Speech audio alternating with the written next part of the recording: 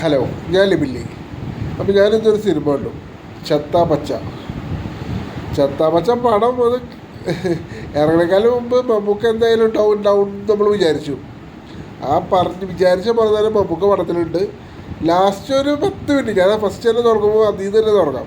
Last ഒരു 10 മിനിറ്റത്തെ ക്യാരക്ടറുള്ളൂ, കാരണം cameo role കാര്യങ്ങളായിരുന്നു. പക്ഷേ മമ്മൂക്ക വന്നപ്പോൾ തൊട്ട്, അതായത് മമ്മൂക്കയുടെ എൻട്രി തൊട്ട് കോരിത്തരപ്പില്ല, രോമാഞ്ചം എനിക്ക് ശരിക്കും കിട്ടി തിയേറ്ററിൽ. കാരണം അമ്മാതിരി ഒരു ലെവല് പുള്ളിയുടെ പേര് ബുള്ളറ്റ് വാൾട്ടർ എന്നാണ്.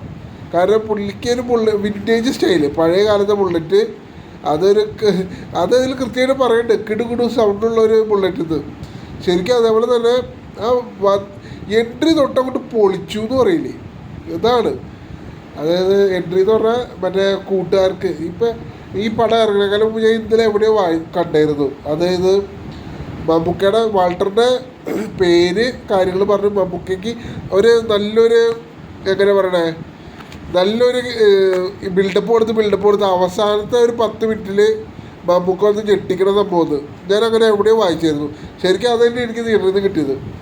കാരണം ശരിക്കും ഈ പടം എന്ന് പറഞ്ഞാൽ മറ്റേ നമ്മളെ പണ്ടത്തെ റെസ്ലിംഗ് ഇല്ലേ, WWE, അതിനെ ശരിക്കും അതുമായിട്ട് താരതമ്യം ചെയ്യാൻ പറ്റുന്നൊരു പടമാണ്. കാരണം എന്ന് പറഞ്ഞാൽ ഈ കൊച്ചി മട്ടാഞ്ചേരി അവിടെ കണ്ടതാണ്. അവിടെ മട്ടാഞ്ചേരിയിൽ ഒന്നും ചെയ്യാൻ പറ്റാത്ത കുറച്ച് പിള്ളേർ, ഗ്യാങ്, ഒരു 4 പേര്. അതെന്ന് പറഞ്ഞാൽ നമ്മുടെ അർജുന അശോകൻ, അതേപോലെ തന്നെ റോഷൻ, പിന്നെ വേറെ ഒരു പുള്ളിയുണ്ട്, ആ പുള്ളിയുടെ പേരൊന്നും എനിക്ക് അങ്ങനെ കൃത്യമായിട്ട് അറിഞ്ഞൂടാ. അതായത് പേരറിയില്ലെന്നല്ല, പുള്ളിയുടെ പേര് വൈശാഖ് നായർ. മറ്റേ പുള്ളിയുടെ പടങ്ങൾ എനിക്കിപ്പോൾ ശരിക്കും ഓർമ്മയും പറ്റിയില്ല, ഏതൊക്കെയോ പടത്തിൽ കണ്ടിട്ടുണ്ട്. മറ്റേ എന്തിപ്പം പറയണേ, ഒരു പടം എനിക്കിപ്പോൾ ഓർമ്മ കിട്ടണല്ല. ചങ്സിലൊക്കെ ഉണ്ട് പുള്ളി, ചങ്സിലുണ്ട്, അതെനിക്ക് ഓർമ്മ കിട്ടി. പിന്നെ ഇത് പടാ അങ്ങനെ കുറേ പടങ്ങൾ, മറ്റേ വൈശാഖ് നായർ, പിന്നെ ഈശാൻ ഷൗക്കത്ത്, ഇവരൊക്കെയാണ് മെയിനായിട്ട് ഇതിലുള്ളത്. പിന്നെ കാർമൻ എസ് മാത്യു എന്ന് പറഞ്ഞൊരു ലേഡി കൂടിയിട്ട്, പുള്ളിക്കാരത്തി നല്ല ഗംഭീരമായിട്ട് അഭിനയിച്ചിട്ടുണ്ട്. കാര്യം എന്ന് പറഞ്ഞാൽ പടത്തിൽ എന്ന് പറഞ്ഞാൽ ഇവർ ഇപ്പോൾ ഈ ഒന്നുമില്ല അങ്ങനെ ഒരു സംഭവം ചെയ്യാൻ തുടങ്ങി. ആ സംഭവം ഇവർ പണ്ട് ചെറുപ്പത്തിൽ തുടങ്ങി കണ്ട് വളർന്നൊരു സാധനം, അതായത് റെസ്ലിങ് ഇവരുടെ നാട്ടിൽ കൊണ്ടുവരുന്നു. ആ റെസ്ലിങ്ങിനൊരു പേരുണ്ട്, പേര് കോസ്റ്റ്യൂം റെസ്ലിങ്. അതായത് വേഷം കെട്ടി വന്ന് ഇവരുടെ പ്ലാനോട് കൂടി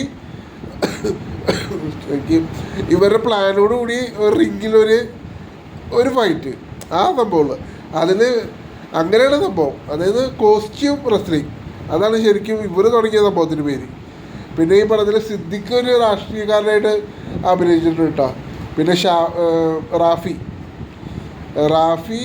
പുള്ളിക്കാരൻ ഇതിൽ അവരുടെ കോച്ചായിട്ട്, കാരണം ഈ വാൾട്ടറിൻ്റെ കോച്ചായി തുടങ്ങിയിട്ടുള്ളത്, വാൾട്ടറിൻ്റെ പിള്ളേരെയൊക്കെ കോച്ചായിട്ടുള്ളത് ഈ ഷാഫിയ, അതെ, ആശാൻ എന്ന് വിളിക്കും. അതെ,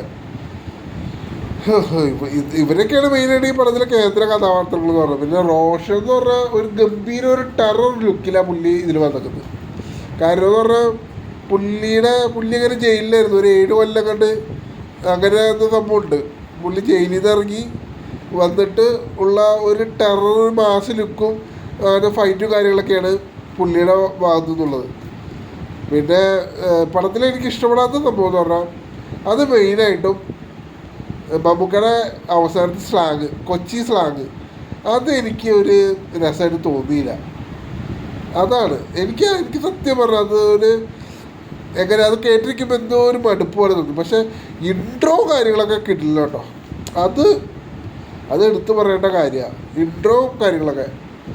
അപ്പോൾ പിന്നെ പടത്തിനെ കുറിച്ച് ഇത്രയൊക്കെ പറയാനുള്ളൂ. അതായത് എന്തായാലും ഒരു മസ്റ്റ് വാച്ച് എന്ന് പറയാൻ വേണ്ടി, കാരണം നമുക്ക് അത് കാണുമ്പോൾ ഒരു നൊസ്റ്റാൾജിയ നമുക്ക് വരും, പണ്ടത്തെ കാര്യങ്ങൾ, അതായത് റെസ്ലിങ്ങും കാര്യങ്ങളും. പിന്നെ ഇതിൽ ഫൈറ്റുകളൊക്കെ കണ്ടത് ശരിക്കും റെസ്ലിങ്ങിൽ എങ്ങനെയുണ്ടായോ അതേപോലെ തന്നെയാണ് ഫൈറ്റും കാര്യങ്ങളും കണ്ടത്. കാരണം ഞാൻ പറഞ്ഞില്ലേ നേരത്തെ, ഒരു കാർമൻ സി മാത്യു അങ്ങനത്തെ ഒരു പെണ്ണുണ്ടെന്ന് പറഞ്ഞില്ലേ, ആ പെണ്ണൊക്കെ ഫൈറ്റ് ചെയ്യുന്നതെന്ന് പറഞ്ഞാൽ ഒരു വണ്ണമുള്ളൊരു പുള്ളിയായിട്ടാണ്. അത് ശരിക്കും എനിക്ക് ഓർമ്മ വന്നത് പണ്ട് ബിഗ് ഷോയും റെയ്മസ്റ്റീരിയോയും ഫൈറ്റ് ചെയ്യില്ലേ, ശരിക്കും അതേപോലെയാണ് എനിക്ക് തോന്നിയത്. മറ്റേ റെയ്മസ്റ്റീരിയോയും ബിഗ് ഷോ ചെയ്യണ പോലെ. അത് കഴിഞ്ഞിട്ട് ഈ മറ്റേ ആ വണ്ണുള്ള ആൾ ഇറങ്ങിപ്പോയി ആ ബെൽറ്റിൽ പോയി വീഴും. അപ്പം ഈ പെണ്ണ് ഓടി വന്ന് മറ്റേ കറങ്ങി അടിക്കുന്ന സംഭവമുണ്ട്, മറ്റേ റെയ്മസ്റ്റീരിയോയുടെ സ്ഥിരം സംഭവം.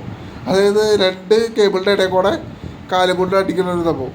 ആ സംഭവം ശരിക്കും ഇതിൽ കാട്ടിയപ്പോൾ നമുക്കൊക്കെ ഒരു നൊസ്റ്റാൾജി വന്ന പോലെയാണ്. കാരണം പണ്ടത്തെ കാര്യങ്ങൾ റെസ്ലിംഗ് കണ്ട പോലെ. പിന്നെ അർജുൻ അശോകൻ ഇതിൽ മറ്റേ ജോൺ സീനയുടെ മറ്റേ കൈ കൊണ്ടിട്ട് കാട്ടുന്നതൊക്കെ ഇടയ്ക്ക് കാണിക്കുന്നുണ്ട്, ജോൺ സീന കാട്ടുന്ന പോലെ. എന്തായാലും പടം ഒരു തിയേറ്റർ വാച്ചബിളാണ്. എനിക്കെന്തായാലും നഷ്ടപ്പെടുന്നില്ല. എനിക്കെന്തായാലും ഒരു തവണ കൂടി കാണണം. കാരണം ഇന്ന് ഞാനിരുന്ന് കണ്ടതെന്ന് പറഞ്ഞാൽ ഏറ്റവും പറയില്ല. അത് കാരണം എനിക്കൊരു തൃപ്തി കിട്ടിയില്ല. ഇനിയിപ്പോൾ കുറച്ച് സെൻറ്ററായിട്ട് കുറച്ച് ഫ്രണ്ടായിട്ട് ഒരു ടിക്കറ്റ് എടുത്ത് കാണണം, എന്തായാലും കാണണത്. അതല്ലാണ്ട് ഒരു തൃപ്തി കിട്ടില്ല പടത്തിന്, അതാണ് പ്രശ്നം.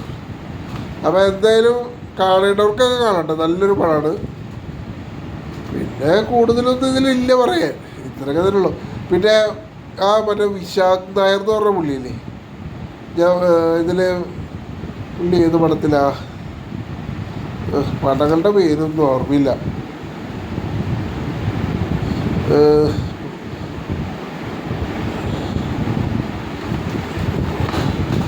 വിശാഖ് നായർ പുള്ളി ഈ എടുത്തു പറയാ, ഇതൊക്കെ അറിയാലോ, അത് നെറ്റിൽ സെർച്ച് ചെയ്താൽ മതി. പുള്ളിക്കാരെന്ന് പറഞ്ഞാൽ ഇതിലൊരു എങ്ങനെയാ പറയുന്നത് കുത്തുന്ന ഒരു കഥാപാത്രം പുള്ളി ചെയ്തേക്കുന്നത്. അതായത് എരിപിരി കയറ്റി മറ്റുള്ളവരെ അടുപ്പിക്കണ ഒരു കഥാപാത്രം, ഒരു റോളാണ് പുള്ളിക്കാരൻ ചെയ്തത്. അതൊക്കെ ശരിക്കും വർക്കായിട്ടുണ്ട് കേട്ടോ, വർക്കാവാണ്ട് പോയിട്ടൊന്നുമില്ല. പിന്നെ ഈ അർജുൻ അശോകനും റോഷനും തമ്മിലുള്ള ഒരു ഫൈറ്റും കാര്യങ്ങളൊക്കെ ഉണ്ട് ഇതിൽ. പക്ഷേ അതിലും കാര്യമില്ല, കുഴപ്പമില്ല, നല്ല അതിൽ കാര്യമില്ലെന്നല്ല, അതൊക്കെ നല്ല രസമായിട്ടുണ്ട്. പിന്നെ ഇതിൽ ഇവരെ കൂടാണ്ട് ഒരു കൊച്ച് ഇതിൽ അഭിനയിച്ചിട്ടുണ്ട്, പേര് എനിക്ക് ശരിക്കും അറിയില്ല. ആ കൊച്ച് നല്ല രസമായിട്ട് അത് ചെയ്തിട്ടുണ്ട്. എന്തായാലും ഒരു തിയേറ്റർ വാച്ചബിളായിട്ടുള്ളൊരു പടമാണ് ചത്താപ്പച്ച. ശരി, അത്രേ ഉള്ളൂ.